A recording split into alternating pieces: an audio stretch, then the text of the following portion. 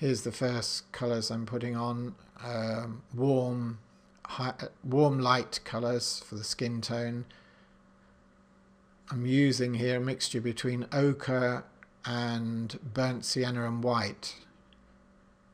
And I just work my way around the lights, looking to see the relative changes. So if I'm in one area and I'm moving to another, I just look to see if it goes yellow or redder, or lighter or darker. And of course it might go greyer as well, less intense in colour. And therefore I'll add a blue, and in this case I'll add ultramarine. Starting off with, he's got a lot of colour in his face, so I'm doing this fairly strong to start with and see how it goes. It can be calmed down a little bit later with greys and white.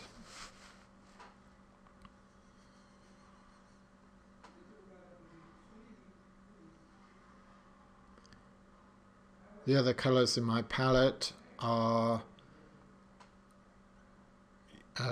yellow, cadmium yellow as my sort of primary yellow, and carmine for my primary red, and then my second blue is phthalo blue, which is a yellow blue. You don't really, I guess, use it much in portraits, but it's always handy to have it there. And then burnt umber, which I mix with ultramarine to get black. I very rarely would use black directly. I very rarely have black in my palette, you know, I just always mix it up.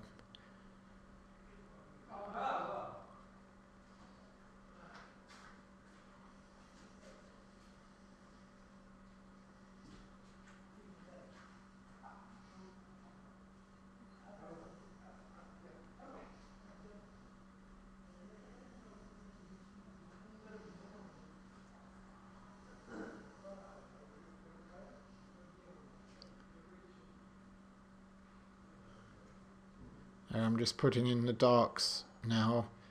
Having got those lights in, they're the sort of lightest lights of the painting, and I'm just putting in the darkest darks, which are in the eyes, to make that comparison. Then I'll look for some mid-tones.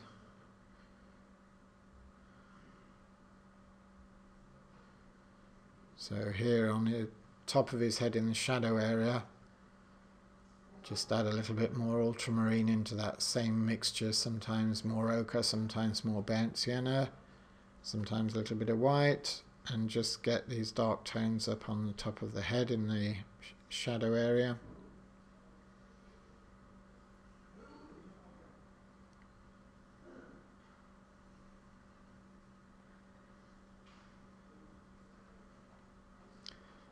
Sometimes very hard to see the correct colour when you're looking at skin tones, because our brain just sees skin and just sort of thinks it's pink or whatever.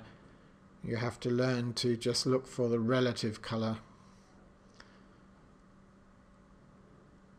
and try not to use your preconceptions of what skin colours should look like, but just look at the face abstractly so that you can see shapes, tones and colours without the interference of your brain kicking in, telling you what it all is.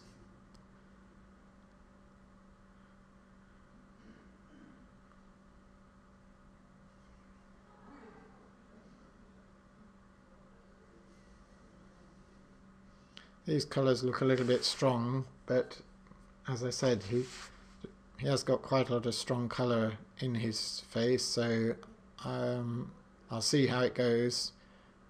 I might want to soften them down, but I don't usually spend too much time correcting colours as I go along, unless they really look really out of place. I'd rather wait for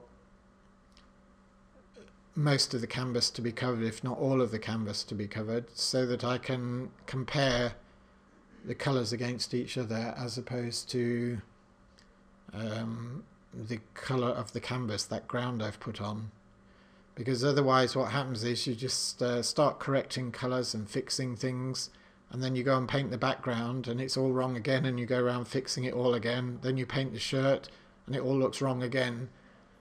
And you know, that's just wasting a lot of time.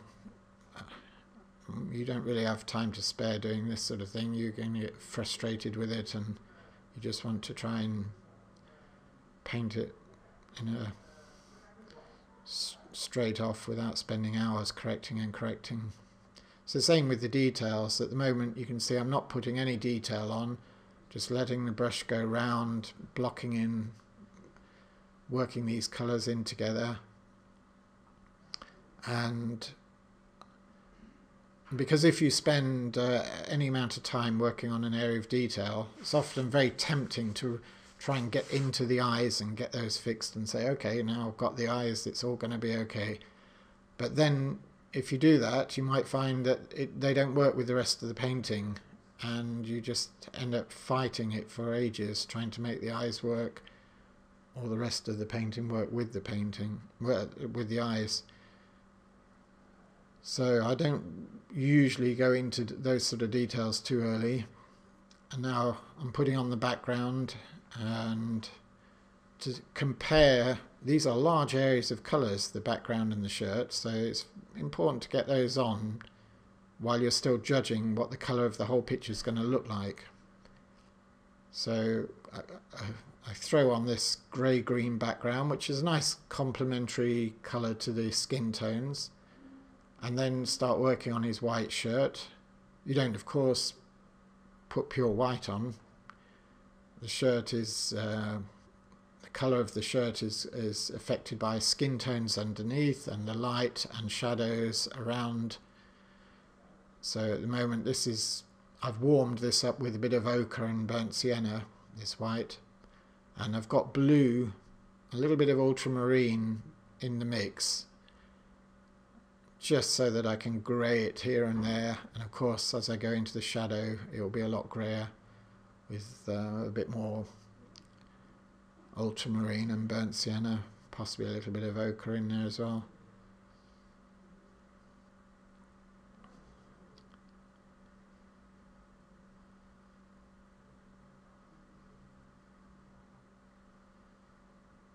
It looks rough at the moment, and that can be quite scary, but you just have to keep thinking about the big picture at this stage.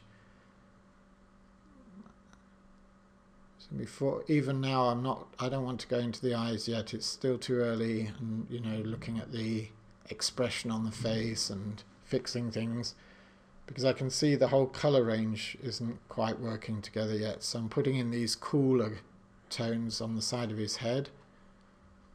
Sometimes hard to see. You know, you wouldn't think to put in a grey-green in the middle of someone's skin colour, but it's a relative colour. So what you're just saying is, relative to the highlight colours, the much pinker, redder and yellower light colours, it looks cooler and greener. It doesn't mean it is actually green, it just looks it. And so you can start off by actually putting a grey-green in like this, and then gradually blend them together. You might want it to be less grey-green or lighter or darker, but you've got to try to get used to seeing that there can be cool blue greys or green greys in the skin tones.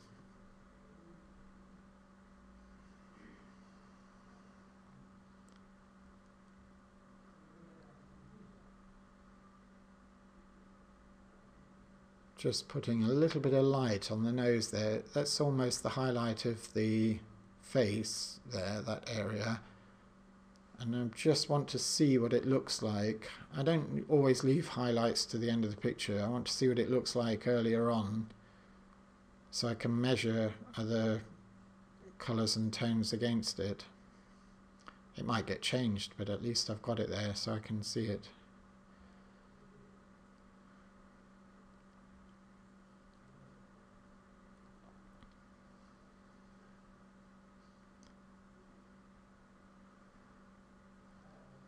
You see I've worked a little bit around with one or two details, and now I'm just putting in these little bit of hair on top of his head there, those fine little wispy bits of hair.